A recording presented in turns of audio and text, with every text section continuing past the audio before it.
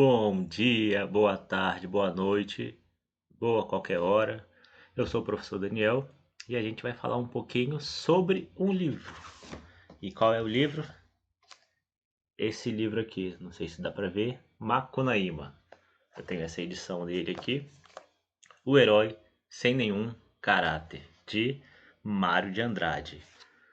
E nossa videoaula, nosso bate-papo aqui vai ser exatamente sobre esse livro, que é um marco da literatura brasileira.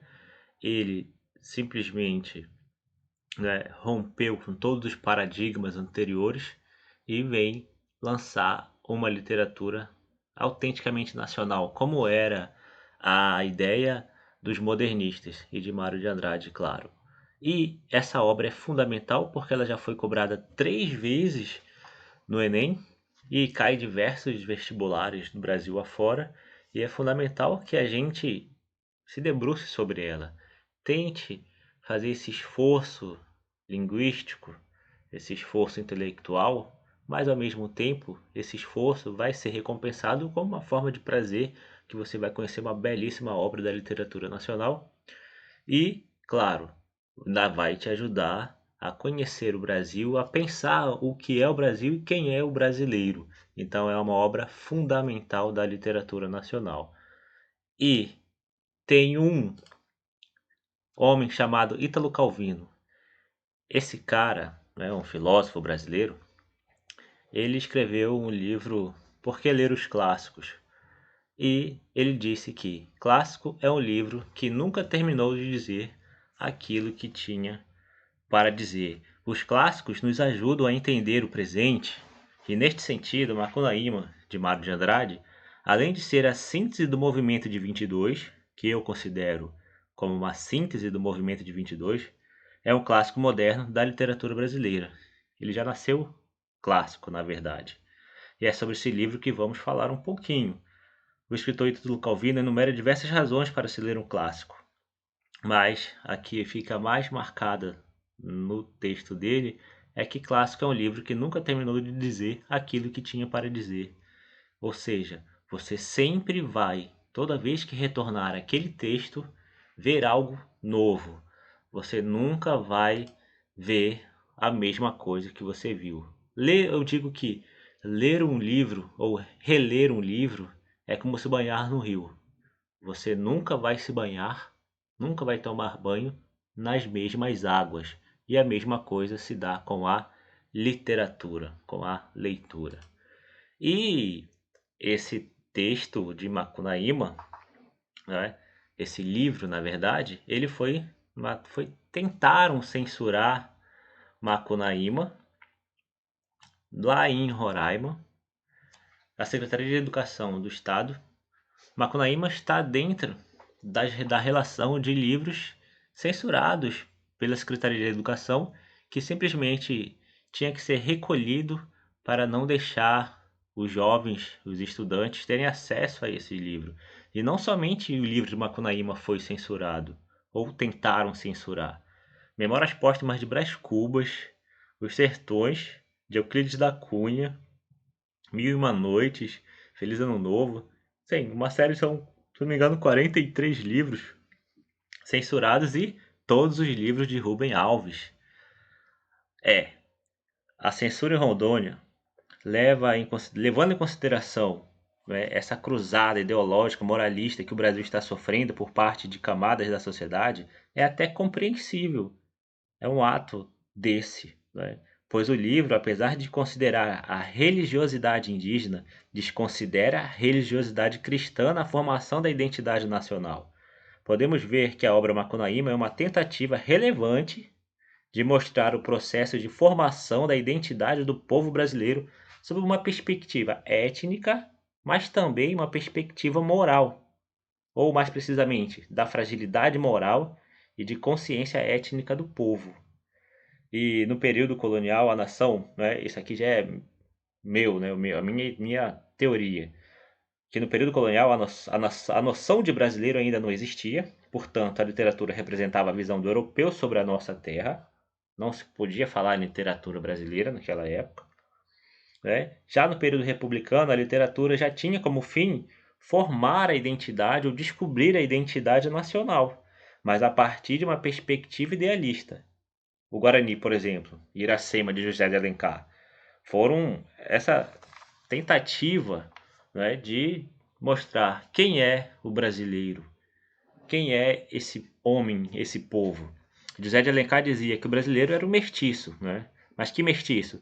É o indígena e o europeu.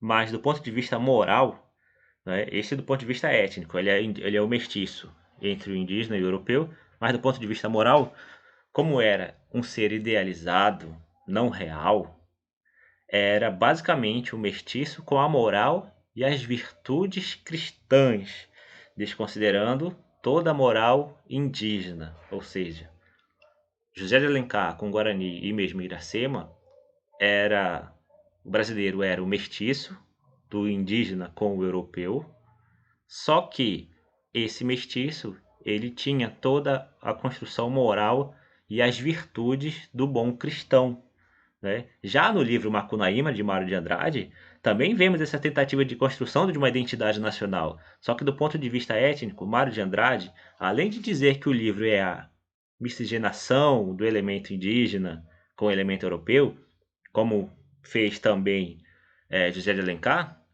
ele acrescenta o elemento africano. Portanto, pelo cânone literário brasileiro, a nossa identidade étnica é a miscigenação das três origens: ameríndia, europeia e africana. Logo, se perguntarem quem é o brasileiro, só restará uma resposta: é o mestiço. Simples assim. E acredito que a tentativa do cânone literário era construir uma coesão social num país mestiço, não é? Que, né, muito ainda racista, pois a nossa classe dominante é predominantemente branca, a literatura brasileira tentou mostrar que poderíamos ser uma nação coesa a partir de uma origem comum, mas só ficou na tentativa mesmo, né, tendo em vista nossa extrema desigualdade social, racial e extrema violência, né, que chega a ser bárbara, que mata principalmente os descendentes de índios e os jovens negros. Então, basicamente, por isso também essa cruzada contra essa obra de Mário de Andrade, que é esse homem aí da tela, né, que foi um grande intelectual e um dos, né, mentores da Semana de 22. Bom, vamos lá. Mas Macunaíma, ele nasce na selva amazônica, ele tem um caráter indígena, portanto, mas ele nasce preto retinto, tem um caráter africano, né? E depois ele se transforma em branco, denotando o caráter europeu. Ou seja, essa é a síntese, esse é o resultado, esse é o brasileiro. Quem é o brasileiro? É o mestiço oriundo dessas três etnias. Mas a moral, ela é muito mais indígena e africana do que europeia e cristã. Por isso também essa esse choque com a obra de Mário de Andrade e Macunaíma, porque a moral ela é predominantemente cristã, aliás, desculpa, predominantemente indígena e africana. A moral cristã ela fica um pouco de lado. Mas quem foi Mário de Andrade? Mário de Andrade nasceu em 1823 em São Paulo e já aos 11 anos escreveu sua primeira poesia.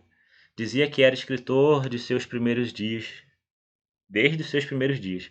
Foi ensaísta, poeta, musicólogo, romancista, crítico literário, folclorista e também professor. Foi um dos pioneiros da poesia moderna brasileira com esse livrinho aqui chamado Pauliceia Desvairada. Esse foi o primeiro livro dele, né? Ele também foi um dos organizadores da Semana de Arte de 22, junto com outros artistas e intelectuais brasileiros, em movimento que revolucionou a arte do país. E diversas foram as propostas, né, dos modernistas. Primeiro, eles queriam uma renovação total na linguagem, uma experimentação completa, liberdade na criação e construção da identidade nacional. Eles queriam realmente dizer e mostrar quem era o brasileiro, né? Então, e na verdade, ganhar uma independência artística, intelectual, espiritual dos europeus, né? Então, eles tentavam de tudo para fazer com que essa semana de arte representasse, né, um avanço no paradigma artístico, literário, musical e mesmo espiritual da sociedade brasileira, né? Dizem, né, que Mário de Andrade ele simplesmente escreveu Macunaíma no ano de 1926 em 6 dias. Né? Em 6 dias ele escreveu Macunaíma. Apenas 6 dias. Mas o livro não aparece do nada, claro. Ele foi fruto de uma longa e profunda pesquisa da cultura popular, narrativas populares, e a certa altura encontrou o livro de um etnógrafo alemão. E o livro é esse aqui, Do Roraima ao Orinoco, de Theodor Koch Grünberg, que havia estudado os mitos e lendas indígenas. E justamente neste livro ele encontra a lenda de Macunaíma, o Grande Mal. Não é? Mário de Andrade leu esse livro em alemão e descobriu a figura de um personagem mítico chamado Macunaíma, que na linguagem indígena significa o grande mal, mas não no sentido de mal com L, mas mal com o mesmo, né? É o grande mal, no sentido de um aproveitador perverso. E a história foi escrita como tendo sido ouvido pelo narrador por um papagaio. É isso mesmo, né? Um papagaio que narra para o escritor todas as histórias que ele vai escrever na obra Macunaíma, né? Então, Macunaíma, na verdade, ele buscou, né? Mário de Andrade, na verdade, buscou com Macunaíma a valorização da cultura popular, da música popular, das lendas, dos mitos, dos costumes. Ele fez uma viagem muito grande e uma pesquisa imensa sobre o Brasil para poder escrever neste livro, Macunaíma, que por isso eu digo que é a síntese do movimento de 22 e simplesmente um marco na literatura brasileira que não é, quebrou e rompeu com todos os paradigmas anteriores, né? Então, Mário de Andrade, ele na verdade, ele fez uma rapsódia. O que que é isso? Ele fez uma espécie de colagem onde ele reúne narrativas das mais diversas e coloca num texto único, né? Portanto, a obra de Mário de Andrade é como se fosse uma obra de corte e colagem de várias histórias, várias narrativas, mas com um feixe único, né? O modernismo também tentou romper a barreira entre a cultura letrada e o povo. Então, assim como todos os grandes clássicos da literatura europeia fizeram isso, né? Também você vê que Mário de Andrade também tenta fazer e consegue fazer isso em Macunaíma.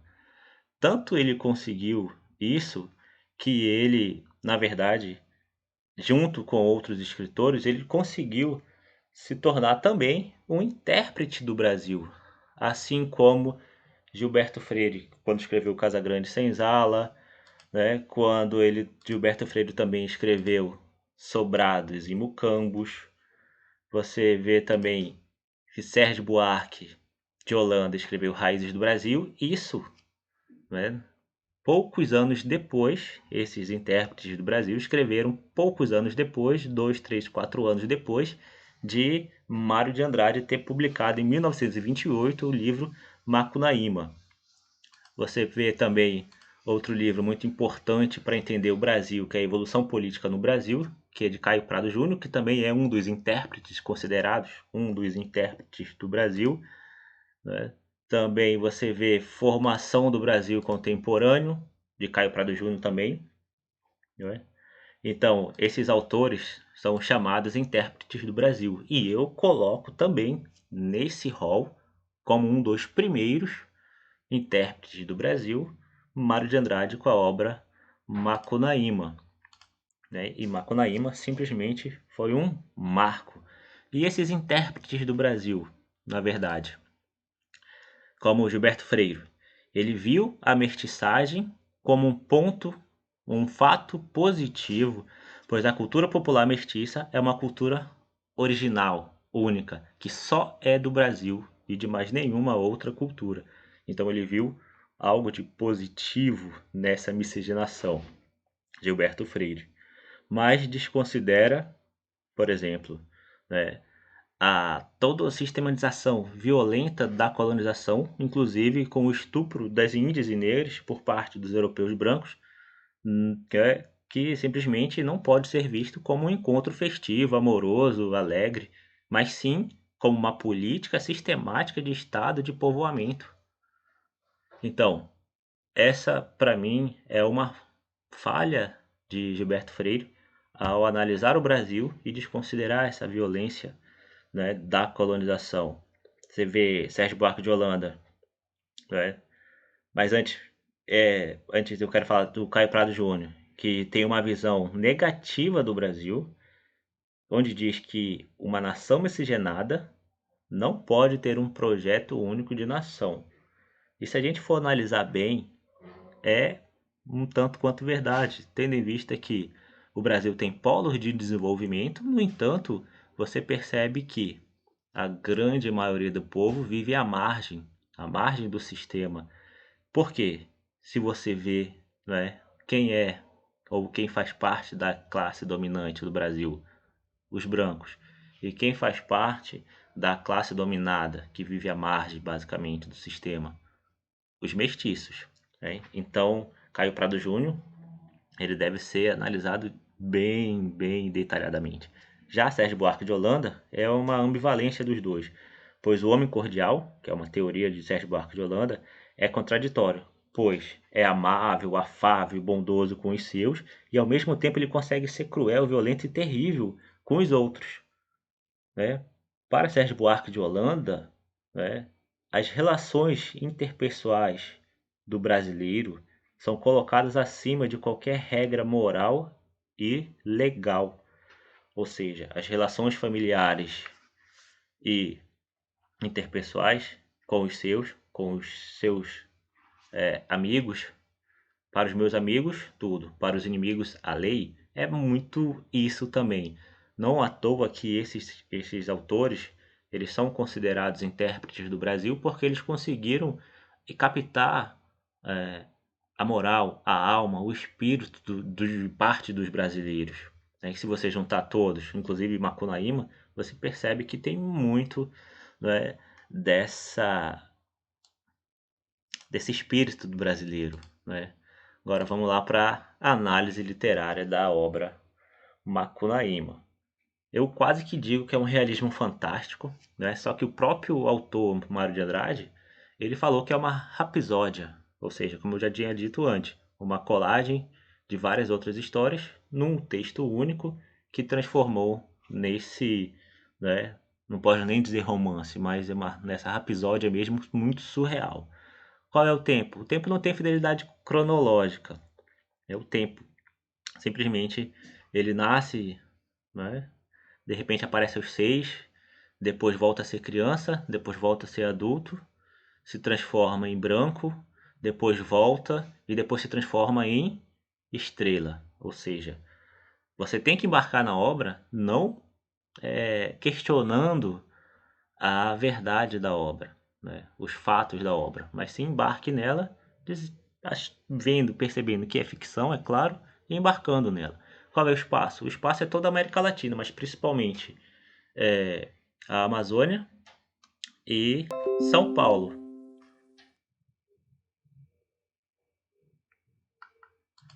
E esse fato dele simplesmente.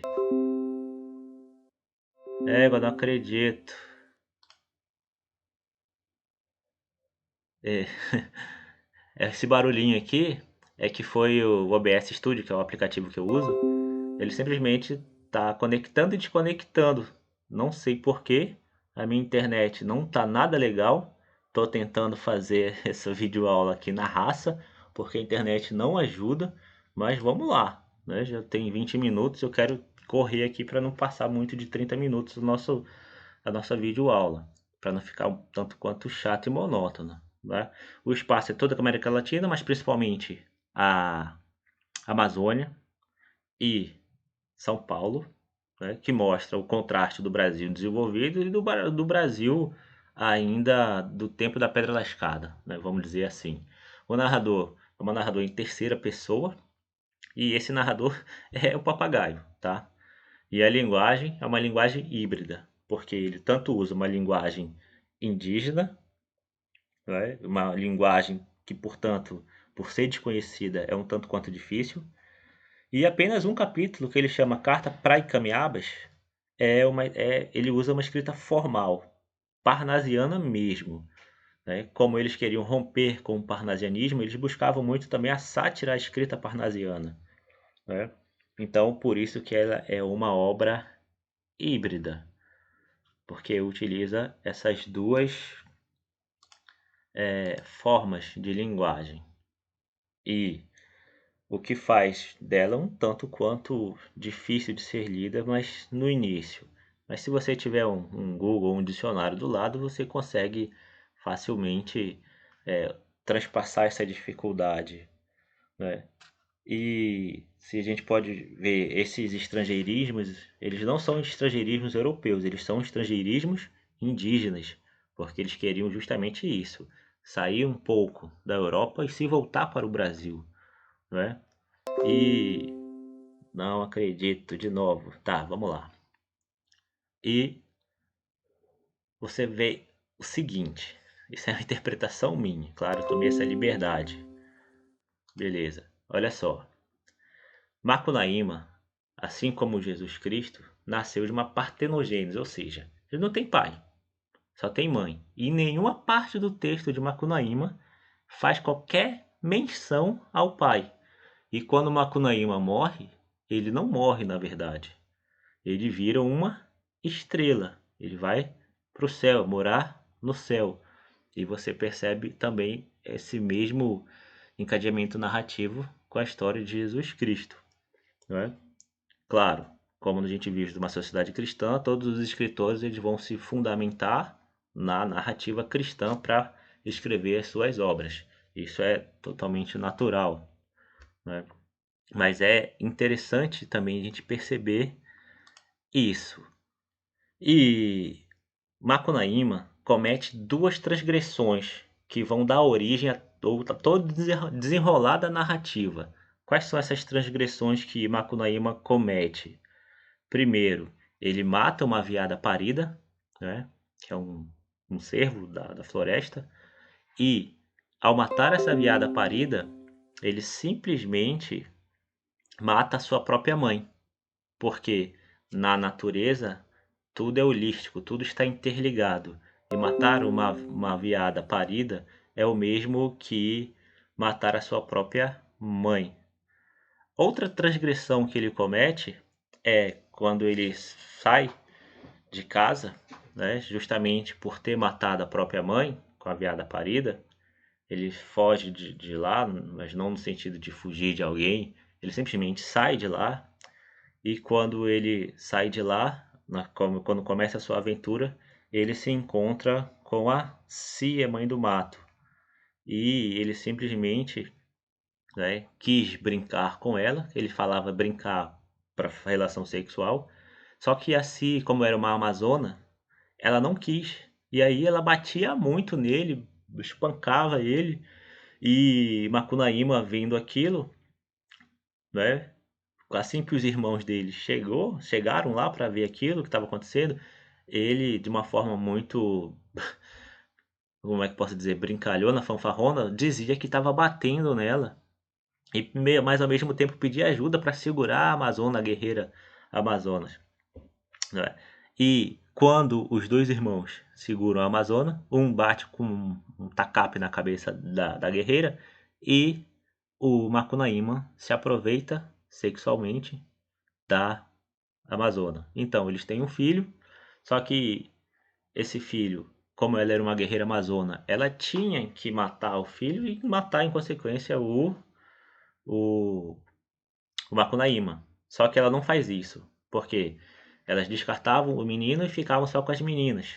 Então, como consequência, como castigo também dessa transgressão da Amazona, o filho é mordido por uma cobra, bebe, na verdade, bebe o leite, que era o veneno da cobra, morre.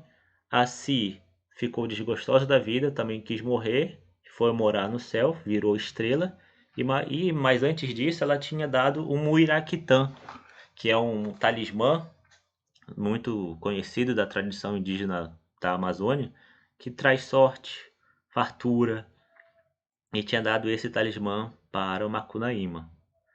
Só que Macunaíma ele é um herói um tanto quanto desregrado, desastrado, e ele perdeu esse amuleto, esse talismã, que fazia a ligação dele para com a primeira mulher e a única que ele amou, que era a Cia, mãe do mato, essa guerreira amazona.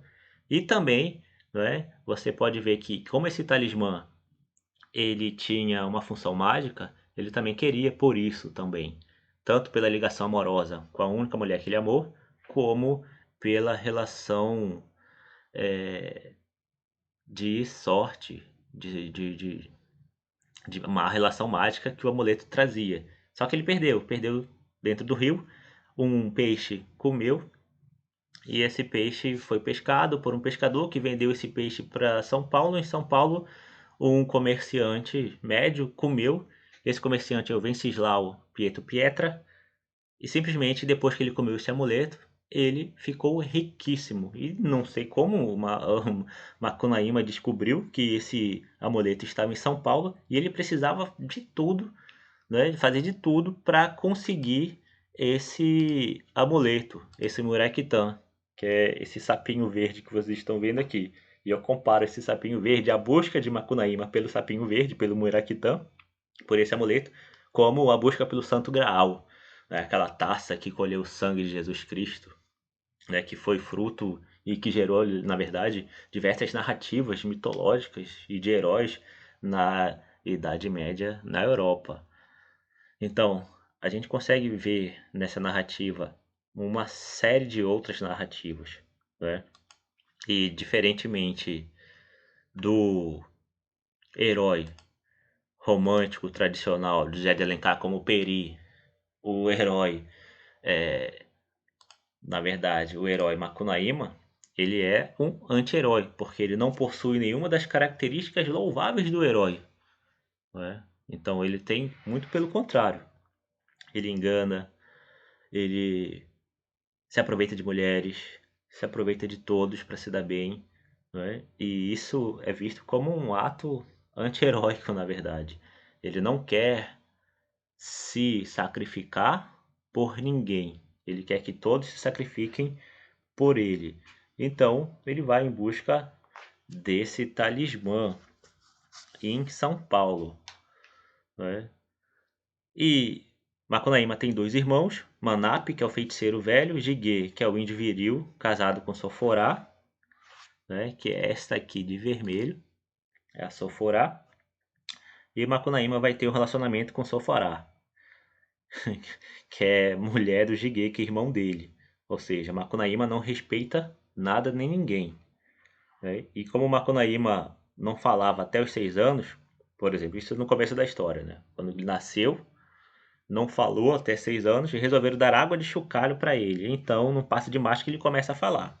Só que a primeira coisa que ele fala é: ai, que preguiça, mostrando essa indolência, né, brasileira. E o relacionamento dele, entre ele e Soforá, né, Macunaíma, toda vez que começava a chorar para a mãe dele dar atenção e colocar ele no colo, a mãe dele, a mãe de Macunaíma, pedia para Soforá levar ele para passear. E toda vez que Soforá levava ele para passear, ele, num passe de máscara, se transformava num príncipe e lá ele brincava com Soforá, traindo o irmão. Até que o Jiguê descobriu e abandona Soforá, nunca ficando com raiva do seu irmão, apenas das mulheres que o traíam, do irmão nunca.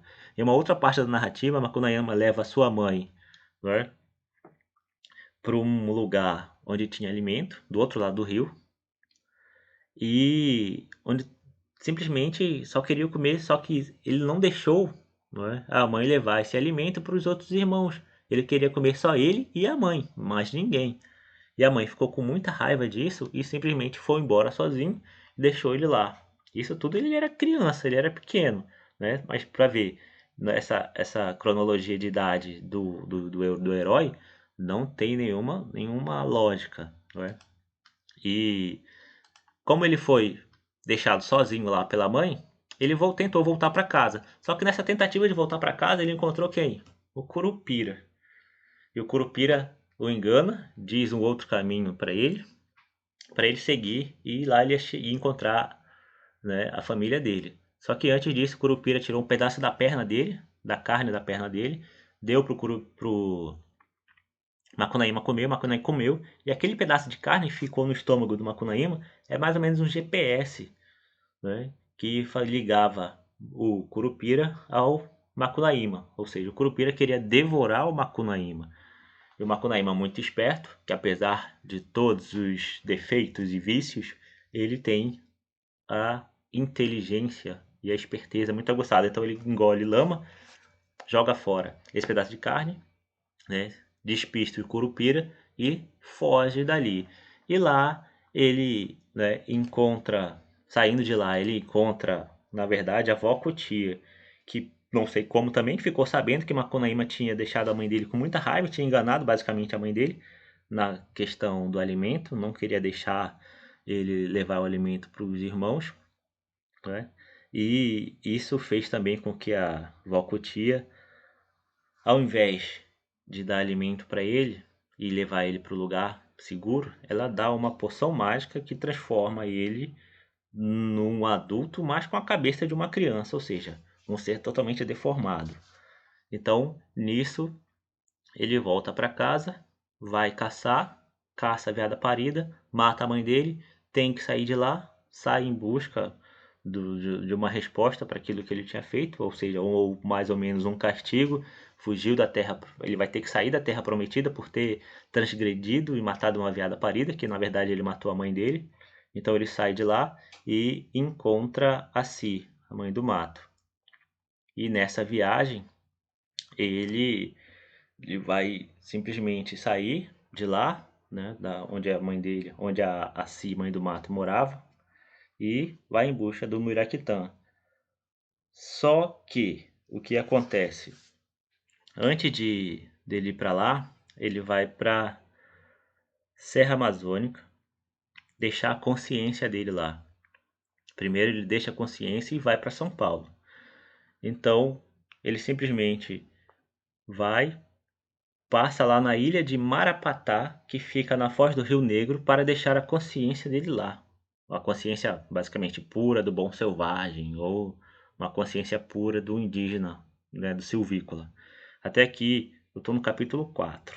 São mais 13 capítulos de peripécias e aventuras. Claro que eu não vou falar todo o livro aqui, né? E chegando lá em São Paulo, ele encontra esse Venceslau Pietro Pedra, que na verdade ele está personificado na figura do Paimon, que é um grande mal também, uma grande entidade maquiavélica das lendas e narrativas indígenas. E ele tem esse primeiro duelo com o Paimon, que infelizmente o gigante simplesmente matou o Macunaíma, cortou ele em pedacinhos, mas Manap, que era feiticeiro, que é o irmão dele, vai ressuscitar Macunaíma com fumo. Ou seja, ele simplesmente não morria, ele ressuscitou. Só que não desistiu de procurar de ter de volta o Muiraquitã, esse amuleto. Então ele vai para o Rio de Janeiro, ele vem encontra com macumbeiras, pede ajuda a elas e não consegue, mas Macunaíma não desiste e continua na busca do Muiraquitã, né? E simplesmente, depois de não ter mais essa ajuda das macumbeiras no Rio de Janeiro, ele volta para São Paulo, só que aí na volta ele encontra com a véi a Sol, que é uma outra entidade, que o Sol aqui não é uma entidade masculina, uma entidade feminina, que é uma entidade feminina que pretende ajudar Macunaíma com a busca do Miraquitã. Caso ele casasse com uma de suas filhas. Em troca, vai receber a Europa, Bahia, França e uma fonte da juventude eterna. Porém, Macunaíma perde tudo, pois vai brincar com outras mulheres e pega a ira da véi a sol. A fraqueza de Macunaíma, na verdade, são as mulheres. Ele trocou a vida eterna, a riqueza, por alguns minutos de prazer. Para ele, o que importa é o aqui e agora, nada mais. E chegando lá em São Paulo, né, já estando lá, na verdade, ele fica sem dinheiro e o dinheiro dele eram caroços, sementes de, de cacau, né, que ele trocava por moeda. E ele resolve escrever uma carta para as Icamiabas, que eram aquelas guerreiras amazonas, falando, né, de tudo que ele havia encontrado e vivido lá em São Paulo. E neste momento é que ele usa aquela linguagem, né, sai daquela linguagem descontraída, mais indígena, e dá lugar a uma linguagem parnasiana. É um capítulo todo, né, que é o capítulo, deixa eu ver no meu livro aqui, simplesmente é o capítulo, deixa eu ver, 9, página 95 no meu livro. Esse capítulo inteiro é essa carta, onde ele faz uma chacota da linguagem, né, da linguagem dos parnasianos, escreve essa carta, né, e simplesmente ele pede dinheiro, simples assim, para continuar brincando com as donzelas de São Paulo, que não brincam só por diversão, elas brincam por troca de dinheiro, né, para ver o quanto que esse livro é interessante. E neste capítulo ele inverte a linguagem e a perspectiva também, porque não é mais a perspectiva indígena de São Paulo, e sim a perspectiva bandeirante da própria São Paulo, falando sobre São Paulo, sobre a modernidade, sobre o Brasil moderno para o Brasil atrasado, para o Brasil amazônico, né? Então tem todo esse diálogo também. E finalmente Macunaíma vai conseguir resgatar o Muiraquitã, né? E nesse que ele resgata, derrota o gigante, ele simplesmente volta para a Serra Amazônica, né? Basicamente para Roraima. E chegando lá em Roraima, ou na Amazônia, na Serra Amazônica, que não é bem ele não dá especificamente um lugar, é lá na Amazônia. E quando ele volta com o seu Murequitã, a gente achando que ia ficar tudo certo, tudo bem, simplesmente ele perde novamente, né? Ao tomar banho no rio, ele vai tomar banho nesse rio e simplesmente pelos centauros ele é mordido por piranhas, perde um membro que é a perna, ele perde também um pedaço de um braço e ele simplesmente perde de vez, sem volta, o Murequitã. Então, ele fica tão triste, mas tão triste de ter perdido esse amuleto que ligava a ele, a única mulher que ele amou, mas também que trazia, na verdade, toda, né, aquela sorte, né, que o amuleto traz. Desculpa. E o que que acontece? Ele fica tão triste, mas tão triste, que ele simplesmente, sozinho, sem o Erectã, né, sem a família, ele simplesmente resolve sair desse plano e virar uma estrela. E então ele vira a Ursa Maior. Segundo, né, o próprio autor Mário de Andrade, ele queria, na verdade, fazer um final muito alegre e festivo, levando ele para Paris, né, conhecendo a cultura europeia, mas ele diz que escreveu chorando esse pedaço que simplesmente mostra o fracasso do herói, né, a derrota do herói, que nunca conseguiu realizar nada aqui na Terra, a não ser aproveitar aqueles parcos momentos e volta para lá, para a solidão, e fica tão triste, tão só, que resolve sair desse plano e virar uma estrela. E o livro, né, tá, vou pegar aqui um pedacinho do final dele aqui, e o livro simplesmente termina assim. Tem mais não. Simples assim. Tem mais não. É um livro sensacional e também quero dizer que esse livro também ele virou filme, né, que feito por esse diretor Joaquim Pedro Andrade, que é do Cinema Novo, né, da segunda fase do Cinema Novo, na verdade, está disponível no YouTube para quem quiser assistir. Recomendo muito.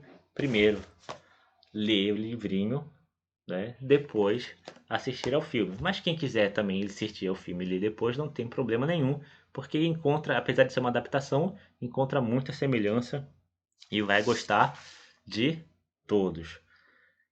Essa é uma obra. Não é tão fácil de ler, mas também não é muito difícil. Recomendo muito. A gente vai, não é, depois, se, se voltarmos logo, né, discutir um pouco sobre ele também em sala. E vai ficar como, né, atividade, claro, a leitura desta grande obra de Macunaíma, né, o herói sem nenhum caráter. Beleza? A gente já está se aproximando aqui de 41 minutos. O vídeo ficou muito longo. Não sei se deu tudo certo, porque o programa OBS Studio aqui parou de funcionar. Minha internet deu uma caída, voltou. Não sei se vai dar problema. Espero que não. E no mais é isso. E vamos terminar com a última frase do livro. Tem mais não. E é isso. Até a próxima. Vamos ler.